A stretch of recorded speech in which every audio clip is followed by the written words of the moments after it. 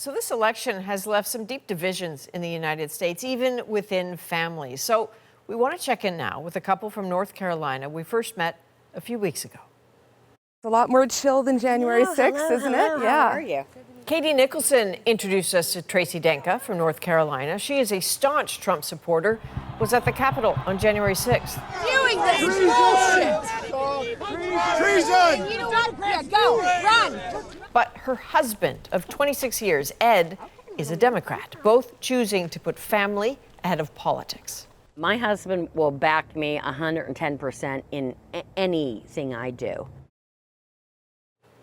So Tracey and Ed are joining us, and we really appreciate seeing you. Firstly, I gather you were at a funeral, Ed, which is why you both aren't together. I'm sorry you're going through that. And I was going to say, I bet you wish you'd been able to watch together, but even as the words come out of my mouth, I mean, maybe I'm wrong there. Was it better you didn't watch together? We would have enjoyed watching it together. Yes. Okay, good. That's really good to hear. Tracey, were you ever in doubt that Trump would win? No, What made you so sure? not at all. I think my faith. Faith I think that in Americans or faith in Donald Trump? faith in Americans, faith in God, faith in Donald Trump, just my overall faith and praying that the change would come and it would be God's will. So I never doubted for a minute that Trump was going to win. And what about you, Ed? I'm curious how late you watched, because we heard from a number of Democrats today who said they started watching and then by about 10 o'clock, they started turning off the TV. Well, I had I had done a 6.5 hour drive from Virginia to Pennsylvania that day, and by 8 o'clock I was exhausted. I actually went to bed around 8:30 in the evening.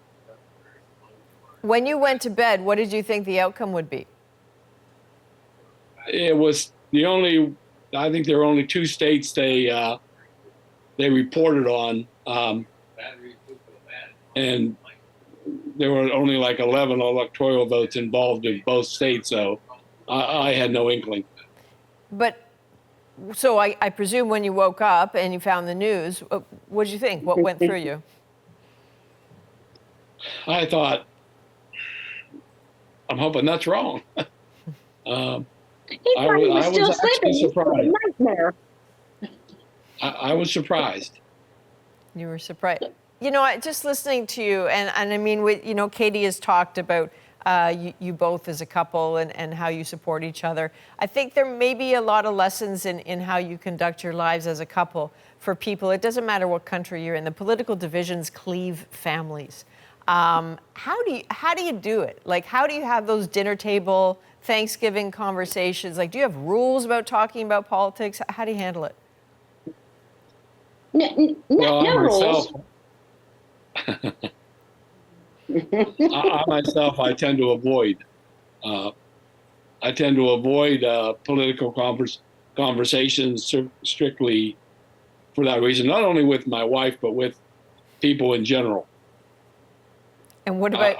Now, that's not true. Because we'll be watching something and there'll be a villain and he'll be like, I bet you he's a Republican. And I'll be like, I know, right? So we don't not talk about it. If we hear something, we joke about it all the time. Well, joking about it is one thing. I'm talking about, deadly serious conversations, which we tend to avoid. I think that sounds like a lot of families, Ed. I think sometimes there's any sort of political or frankly religion, right? Politics or religion, you can get to a surface level and then it gets a bit rough. It's been really interesting for us to get to know you both. We'd certainly like to stay in touch. I hope you're okay. And sure. We'll absolutely, we'll talk to you later. Yeah, I'm doing well. We Thank you. appreciate it. Take care, Tracey and Ed. All right. Thanks, you too. Bye now. Cheers. Bye, honey.